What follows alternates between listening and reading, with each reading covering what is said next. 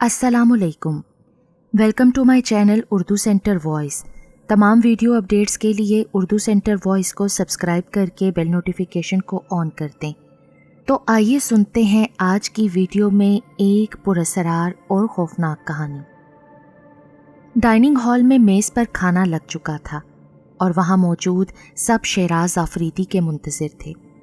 शहराज आफरीदी शहर के रईसों में से एक थे। वो 4 बहनों सहरिश, सरोश, फरियाल और नीलोफर के अकलौते और सबसे छोटे भाई थे। शहराज आफरीदी ने जैसे ही अपनी तालीम मुकम्मल की, बहनों ने अपने अरमान निकाल लिए और खूबसूरत दुर्रे शहवार को दुल्हन बनाकर अपने घर ले आईं। शहराज बहनों का बड़ा एहतराम करते थे, इसलिए हर काम में बहनों से मशवरा ज़रूर करते थे। जब उनके गुलशन हयात में पहला फूल खिला, उनकी बच्ची जो 6 दिन की हो गई थी, उसकी रस्म अकीका अदा करने और नाम तजवीज़ करने की गर्ज से बहनों को भुला भेजा था। इसलिए इस वक्त खाने की मेज़ पर सब उनके मुंतज़िर थे। अरे भाई, क्या भूख हड़ताल का इरादा है जो आप लोग हाथ पर हाथ धरे बैठे हैं? शहराज ने कुर्सी पर बैठते हुए कहा। ये अच्छी कही शहराज मियाँ, भूख हड़ताल पर तो तुमने बिठाया है हमें। बड़ी बहन ने मुस्कुराकर कहा। चलो भाई, हड़ताल ख़त्म, उन्होंने मुस्कुराकर नवाला तोड़ते हुए कहा। उनका नवाला हाथ से छूट गया, जिसकी वजह एक अचानक बुलंद चीख थी। दुर्रे शहवार की तबीयत कुछ ठीक ना थी, इसलिए वो अपने कमरे में थी। सब दौड़ते हुए कमरे में गए। वहाँ अंधेरा था। शहराज ने लाइट जलाई तो दुर्रे शहवार बिस्तर पर बैठी आंखें बंद किए नहीं नहीं की गर्दान किए जा रही थी। क्या हुआ दुर्रे शहवार? शहराज ने उसको हिलाकर पूछा तो वो आंखें खोलकर सरासीमा नजरों से चारों तरफ देखने लगी। अरे कुछ बताओ तो सही, क्या हुआ है तुम्हें? मेरी बच्ची, दुर्रे शहवार ने सिर्फ इतना ही कहा। ये रही तुम्हारी बच्ची। फरियाल पालने से बच्ची को उठाकर ले आई। बच्ची बहुत खूबसूरत थी और काबिल रश्क सेहत की मालिक भी। दुर्रे शहवार ने उसे झपट कर बाहों में ले लिया, जैसे कोई उसे छीनना चाह रहा हो। लगता है कोई डरावना ख्वाब देख लिया तुमने। दुर्रे शहवार ने अस्बात में सर हिला दिया। फरियाल आफरीदी की सबसे बड़ी बहन थी। बाकी लोग तो आज आए थे, मगर फरियाल बच्ची और दुर्रे शहवार की देखभाल के लिए पहले ही आ गई थी।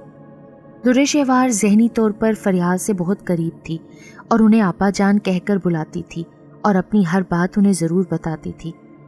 दुर्रे शहवार, सबके जाने के बाद फरियाल ने उसे मुखातिब किया। जी आपा कहकर दुर्रे शहवार फरियाल की जानिब देखने लगी। मैंने उस रोज़ भी तुम्हें ऐसे ही परेशान देखा था जब ये बच्ची 1 दिन की थी। क्या अपनी परेशानी की वजह मुझे नहीं बताओगी? फरियाल फिक्रमंदी से बोली तो दुर्रे शहवार ने कहना शुरू किया। आपा, इस बच्ची के पैदा होने से पहले मैं अजीब अजीब ख्वाब देखा करती थी, मगर मैंने उन्हें अहमियत ना दी। मगर जब मेरी बच्ची 1 दिन की हुई तो मैंने फिर ख्वाब देखा, बहुत भयानक। मैंने देखा कि कमरे के एक कोने की ज़मीन फट गई और उसमें से एक मोटा ताज़ा सांप निकलना शुरू हुआ। खुदा जाने वो कितना लंबा था। फिर उसने तह दर तह कुंडली मारी और नीचे होकर अपना रुख मेरी तरफ कर लिया। फिर उसकी सरसराहट भरी आवाज़ सुनाई दी।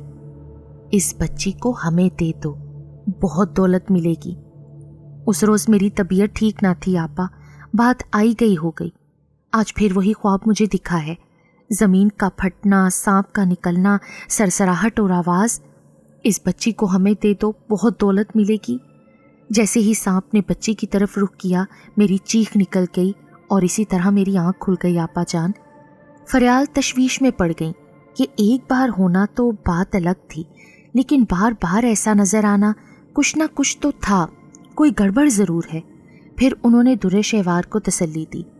तुम बेफिक्र हो जाओ, मैं कल ही इसका हल निकालती हूँ। तुम आराम करो, मैं चलती हूँ, इंशाल्लाह सब अच्छा होगा। अगले दिन ज़ोहर के बाद वो ड्राइवर के साथ रवाना हो गईं। उनकी वापसी असर तक हुई। वो सीधी दुर्रे शहवार के पास आईं। आपा जान, सब ठीक तो है ना? सब कुछ ठीक है, ये देखो। उन्होंने काले रंग के धागे बच्ची की सेहतमंद कलाइयों में बांध दिए। ये इसे नजरे बद से बचाएंगे। और एक तावीज़ उठाकर बच्ची के गले में पहना दिया। अल्लाह के कलाम की बरकत से ये हर बला से महफूज रहेगी। तो फिर दुर्रे शहवार ने सुकून का सांस लिया। अच्छा दुर्रे शहवार, अब मैं चलती हूँ, 1 दिन रह गया है अकीके में, ये कहती हुई वो चली गई। عقیقے کی دعوت بڑی پرتکلف تھی، ہر کوئی شہراز آفریدی کے ذوق کی داد دے رہا تھا۔ آج بچی کا نام بھی رکھنا تھا۔ شہراز اور در شہوار نے اپنے پسندیدہ نام پیش کر دیے، لیکن قرۂ فعال پھوپھیوں کے نام نکلا اور انہوں نے باہمی مشورے سے بچی کا نام دلکش رکھ دیا۔ وقت جیسے پر لگا کر اڑ گیا اور 15 سال کب بیت گئے پتہ ہی نہ چلا۔ ایک دن در شہوار کی سب سے چھوٹی نند نیلوفر اپنے بچوں کو لے کر بھائی کے گھر آئی ہوئی تھیں۔ بچوں کی چھٹیاں تھیں، ان کے 3 بچے تھے، سب دلکش سے چھوٹے تھے۔ ان کی بڑی بیٹی علیشہ دلکش کی ہم عمر تھی اور دوست بھی۔ جب یہ لوگ آتے تو روز نت نئے پروگرام بنتے تھے۔ اس وقت بھی سب ایک کمرے میں جمع تھے اور فلم دیکھنے کے ساتھ ساتھ پکنک پوائنٹ پر بھی بات جاری تھی۔ کسی کو چڑیا گھر جانے کی لگی ہوئی تھی، کسی کو ایڈونچر پسند تھا، علیشہ کو فلمیں دیکھنا پسند تھیں اور دلکش ساحل سمندر پر جانے کی متمنی تھی۔ بحث ختم ہوئی تو فلم بھی ختم ہو چکی تھی، کافی رات ہو گئی تھی۔ دلکش تم یہیں سو جاؤ، رات بہت ہو گئی ہے۔ علیشہ کے اصرار پر دلکش وہیں رک گئی۔ ابھی دلکش کی آنکھ جھپکی ہی تھی کہ وہ چونک کر اٹھ بیٹھی، پھر لائٹ جلا کر چادر اٹھائی، بیڈ کے نیچے جھانک کر واپس بستر پر بیٹھ گئی۔ علیشہ بھی اٹھ گئی۔ ارے رات میں تم کون سا خزانہ دریافت کر رہی ہو؟ یار علیشہ، میری آنکھ لگی ہی تھی کہ مجھے ایسا محسوس ہوا کہ میرے برابر میں کوئی نرم اور گلگلی شے ہے اور میری آنکھ کھل گئی۔ میں سمجھی کوئی بلی ہو گئی۔ پاگل ہو گئی ہو کیا؟ تمہیں نیند میں ایسے ہی لگا ہوگا، سو جاؤ اب۔ دلکش نے چادر سر تک کھینچ لی اور دوبارہ بستر پر لیٹ گئی، مگر یہ پہلی بار نہ تھا۔ اس سے پہلے بھی اسے ڈراؤنے خواب نظر آتے تھے۔ جب وہ اپنے کمرے کے علاوہ کہیں اور سو جاتی، اسے ایسا لگتا کہ کوئی اس کا گلا دبا رہا ہو یا وہ زمین کے اندر نیچے ہی نیچے جا رہی ہو۔ کئی بار اس نے دیکھا کہ اس کے ہاتھ میں تھالی ہے، اس پر کپڑا ڈھکا ہوا ہے، جب وہ کپڑا اٹھاتی تو تھالی میں سانپ ہی سانپ ہوتے۔ دلکش نے ان سب باتوں کا ذکر اپنی ماں سے نہیں کیا تھا کہ کہیں وہ خوفزدہ نہ ہو جائیں۔ ادھر دوسری طرف در شہوار کو تسلی تھی کہ تعویذ کی برکت سے دلکش تمام مصیبتوں سے محفوظ ہے، لیکن انہیں یہ خبر نہ تھی کہ وہ تعویذ دلکش نہ جانے کب کا اتار چکی تھی۔ 1 ماہ گزر گیا اور چھٹیاں ختم ہو رہی تھیں۔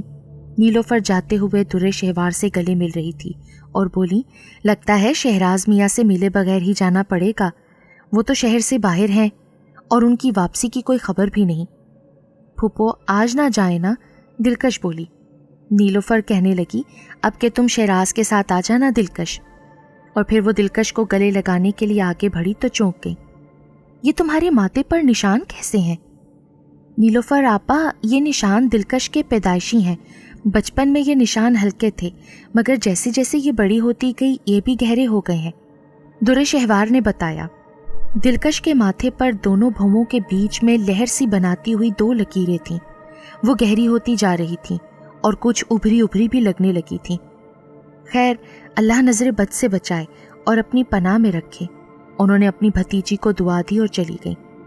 ایک دن شہراز نے در شہوار کو مخاطب کرتے ہوئے کہا، احمد شاہ زین اور ان کے گھر والے ہمارے ہاں آنا چاہتے ہیں، کیوں کوئی خاص بات ہے کیا؟ ہاں، بات دراصل یہ ہے کہ ان کے صاحبزادے شاہ زین تعلیم مکمل کر کے انگلینڈ سے لوٹ آئے ہیں اور وہ رشتے کے سلسلے میں ہماری دلکش کو دیکھنا چاہتے ہیں۔ شہراز، ابھی تو ہماری بیٹی نے تعلیم بھی مکمل نہیں کی، یہ سب اتنی جلدی؟ میرے خیال میں کوئی حرج نہیں، رشتہ بہت اچھا ہے، آنے دیجیے۔ شادی تو ہم پڑھائی مکمل ہونے کے بعد ہی کریں گے۔ میں نے انہیں آئندہ ہفتہ آنے کی رضامندی دے دی ہے۔ ٹھیک ہے، اگر آپ مطمئن ہیں تو پھر میں بھی خوش ہوں شہراز۔ احمد اور شہراز کے خاندان کے درینہ مراسم تھے۔ ان کے بزرگوں نے جو تعلق قائم کیے تھے اسے آنے والی نسل نے بھی برقرار رکھا ہوا تھا، اس لیے احمد اور شہراز اس گہری دوستی کو رشتے میں بدلنا چاہتے تھے۔ احمد اپنے بیٹے شاہ زین اور اہل خانہ کے ساتھ آ چکے تھے۔ دلکش نے جو ہی کمرے میں قدم رکھا اور جس نے اسے دیکھا دیکھتا ہی رہ گیا، کیونکہ وہ اپنے نام سے زیادہ دلکش تھی۔ احمد اور گھر والوں کے ساتھ شاہ زین نے بھی فوراً اپنی پسند کا اندیا دے دیا۔ احمد سے سوچنے کے لیے وقت لے کر شہراز نے بہنوں اور سب کی رضامندی سے طے کیا کہ منگنی کی رسم کے لیے چاند کی 14 تاریخ مناسب رہے گی۔ در شہوار کے والدین گزر چکے تھے۔ ایک بڑی بہن ملک سے باہر تھیں، لے دے کے بس سسرال والے ہی تھے، کیونکہ وہ خوش اخلاق تھی اس لیے نندوں کی چہیتی بھی تھی اور اسے سسرال اور میکے میں کبھی فرق محسوس نہ ہوا تھا۔ منگنی کی تقریب میں صرف خاندان کے لوگ شامل تھے۔ मंगनी के तमाम मेहमान पहुंच चुके थे। सुरमई बादलों के टुकड़े आसमान पर तैर रहे थे। महकी महकी गुलाबी शाम मधोश कुन थी और गुलाबी जोड़े में मलबूस दिलकश भी गुलाब की कली लग रही थी।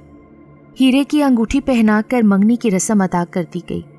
क्योंकि सिर्फ खानदान के लोग ही थे इसलिए तकरीब जल्दी ख़त्म हो गई। मेहमान अब जा चुके थे और दिलकश अपने कमरे में जाकर लेट गई। उसे बहुत थकन हो रही थी, इसलिए लेटते ही नींद आ गई। रात का जाने कौन सा पहर होगा जब दिलकश की आंख खुली। उसका सांस धूकनी की तरह चल रहा था और सर से पैर तक पसीने में शराबूर थी। खौफ के मारे उससे उठा भी नहीं जा रहा था। सोते में उसने देखा कि एक मोटा सांप उसकी गर्दन में बिल्कुल हार की तरह लिपटा हुआ है। उसकी गिरफ्त इतनी सख्त थी कि दिलकश को अपना दम घुटता हुआ महसूस हो रहा था। उसकी कलाइयों में बिल्कुल कंगनों के अंदाज में सांप बल खाकर लेटे हुए थे। उनकी गिरफ्त भी उतनी ही सख्त थी कि हड्डियां चिटकती हुई महसूस हो रही थीं। हैरत की बात यह थी कि ये सब ख्वाब था, मगर वो दबाव और तकलीफ उसे हकीकत में अभी भी हाथों और गले पर महसूस हो रही थी और माथे पर भी एक सुई सी चुभती महसूस हो रही थी। दिलकश ने दोबारा लेटकर सोने की कोशिश की, लेकिन नींद आंखों से कोसों दूर थी। उसे झुरझुरियां सी आ रही थीं। फिर जाने कब उसकी आंख लगी और वो सो गई। अगली सुबह नाश्ते की मेज़ पर दिलकश को ना पाकर दुर्रे शेवार उसे बुलाने उसके कमरे में पहुंची तो दिलकश सर तक चादर लपेटे अभी तक सोई हुई थी। उन्होंने चादर हटाई तो देखा दिलकश का मुंह सुर्ख हो रहा था। फिर उसकी पेशानी को छुआ तो वो अंगारे की तरह जल रही थी। उसे बहुत तेज बुखार था। उन्होंने घबरा कर शेराज को इत्तला की और फौरन डॉक्टर को बुलवाया। डॉक्टर ने चेक किया और कहा, तशवीश की कोई बात नहीं, ये दवा दे रहा हूँ, शाम तक तबीयत ठीक हो जाएगी। मगर फूफियाँ इस बात पर मुसिर थीं कि दिलकश को नज़र लग गई है, जिसकी वजह से उसकी ये हालत हुई, और उन्होंने दिलकश की नज़र भी उतार दी। दवा का असर था या वाकई नज़र लगी थी कि शाम तक बुखार खासा कम हो गया। 2-4 दिन ही कुछ बेहतर गुजरे कि दिलकश की तबीयत फिर ख़राब हो गई। शेराज ने डॉक्टरों की लाइन लगा दी। डॉक्टर पर डॉक्टर बदले गए मगर उसकी तबीयत न संभली।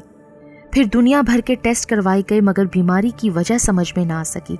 एक रोज़ दुर्रे शहवार ने दिलकश से कहा, ये कैसी मंगनी थी जिसने तुम्हें इस हाल को पहुंचा दिया। दिलकश से माँ की यह हालत देखी ना गई और उसने मंगनी की रात का सारा ख्वाब माँ को बता दिया। यह सब सुनकर दुर्रे शहवार सुन होकर रह गई। उनकी नज़र फौरन दिलकश के गले की तरफ उठी। तुम्हारा तावीज़ कहाँ है दिलकश? वो तो मैं बहुत पहले उतार चुकी हूँ और वो तो अब ना जाने कहाँ होगा। मेरे खुदाया, अब क्या होगा? आपा जान भी यहाँ नहीं है। अपनी बच्ची की हालत और तावीज़ ना होने का सुनकर दुर्रे शहवार बहुत मायूस हो गई थी। डॉक्टर, हकीम, सदका खैरात दुनिया भर के जतन कर लिए मगर दिलकश की हालत नॉर्मल ना हुई और वो कमज़ोर होते होते ढांचे की सूरत बनने लगी। उसके माथे पर बनी वो लहराती लकीरें सुर्खी माइल से बिल्कुल स्याह हो गईं और उभर कर जिल्द से ऊपर हो गई थीं और गौर करने पर यूं लगता था जैसे ये छोटे छोटे 2 सांप हों। एक रोज़ कोठी के गेट के बाहर से मुस्तकिल बीन के बजने की आवाज़ सुनाई दे रही थी। दुर्रे शहवार उस वक्त दिलकश के साथ लॉन में बैठी थी।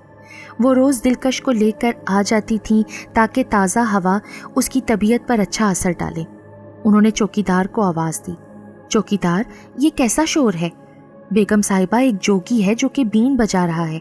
वो कह रहा है कि यहाँ कोठी में कोई सांप मौजूद है। लफ्ज़ सांप दुर्रे शहवार की कमज़ोरी बन गया था।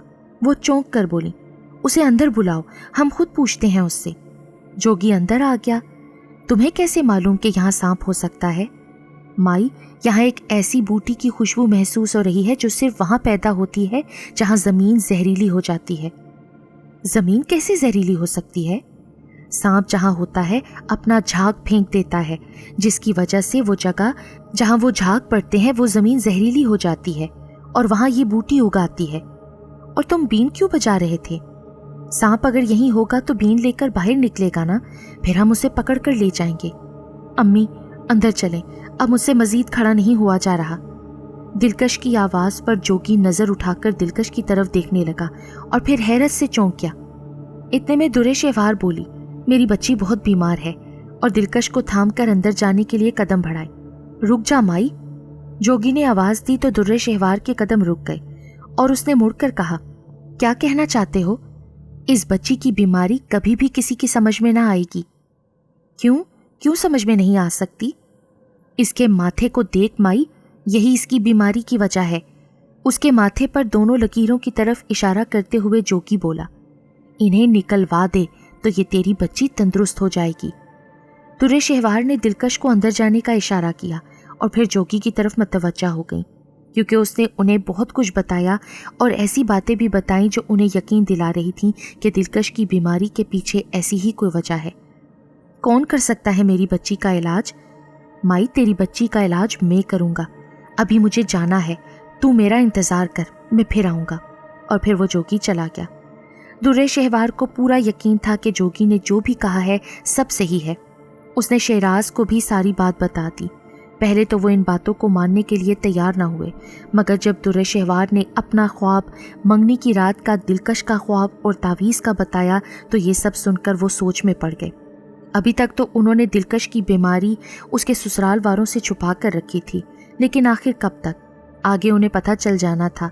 फिर ना जाने रिश्ते पर क्या असर पड़ता। और फिर माहिर से माहिर डॉक्टर आजमाए गए, लेकिन नतीजा सिफर था। ये सब सोचकर उन्होंने उस इलाज पर रजामंदी जाहिर कर दी। दिलकश की तबीयत बहाल होने के बजाय और ख़राब होती जा रही थी। कई रोज़ गुजर गए थे, लेकिन अभी तक उस जोगी की वापसी की कोई खबर ना थी। दुर्रे शहवार को जोगी की आमद का शिद्दत से इंतज़ार था और वो इसी सोचों में गुम थी कि अचानक बीन की आवाज़ उसकी सोचों को मुंतशिर कर गई। वो तेज़ी से बाहर की जानिब लपकी और जोगी के सामने पहुंचकर बेताबी से बोली, जल्दी से बताओ, मेरी बेटी का इलाज तुम कब करोगे जोगी? और तुम कहाँ चले गए थे? जान को जोखम में डालकर ये काम किया है। ये बच्ची बहुत बड़ी मुसीबत में है, इसलिए इस पर तरस आ गया। ये देख। जोगी ने अपनी पोटली से एक गोल डब्बा निकाला। ये काम बड़े ध्यान से करना होगा, नहीं तो बड़ी मुश्किल हो सकती है। पर तुम बताओ तो सही, हमें क्या करना है? जोगी ने डब्बा खोला। उसमें एक तरह का सफूफ था। ऐसा लगता था जैसे चमकदार जर्रात हों। हिलाओ तो लगता जैसे चमकती हुई कोई लहर उठ रही हो। फिर जोगी ने पोटली से एक सिलाई भी निकाली और बोला, माई, मेरी बात ध्यान से सुन। रात में जब ये बच्ची सो जाए तो इसी सलाई से ये सफूफ इसकी पेशानी पर बने इन सांपों पर लगा देना। उसके बाद डब्बा खोलकर उसके सरहाने के करीब रख देना। सफूफ लगाकर सिलाई भी डब्बे में रख देना।